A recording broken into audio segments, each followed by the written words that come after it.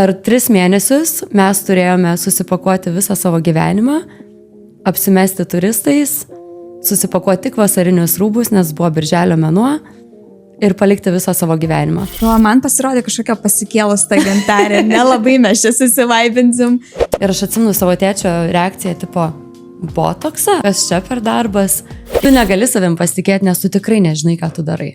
Realiai neįmanoma šitoj srityje, tik pradėjus žinot, ką tu darysit. O užsimerkite, sakydavau, ne dėl to, kad reikia užsimerkti, o dėl to, kad nematytų, kad mano ranka va taip ateina link jų veido.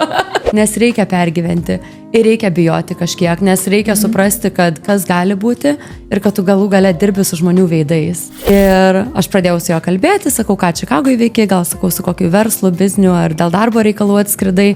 Oi, ne, sako, aš tai atskridau pas tave botokso pasidaryti. Esu gavusi balso žinutę su pakeistu balsu, grasinančią, mane visai iškoliojo žmogus. Ir va tais momentais ir yra svarbu, ką tu darai toliau. Ar tu tik pažiūri ir sakai, ai, ne man čia tas tiktokas užkniso.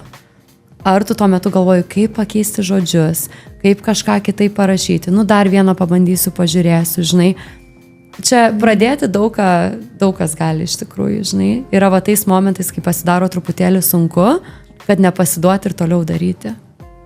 Man turi būti viskas, ką aš darau gyvenime aplamai, ir čia aplamai mano toks moto gal gyvenimo, viską daryti su meilė ir iš meilės ir tikrai širdies. Iš tikrųjų, manau, kad šiandieniniam pasaulyje mes visi turim savo tą asmeninį prekinį ženklą. Arba mes jį kuriam sąmoningai ir tikslingai, arba mes jo sąmoningai nekuriam, bet jis yra sukuriamas tiesiog taip, kaip mus mato aplinka.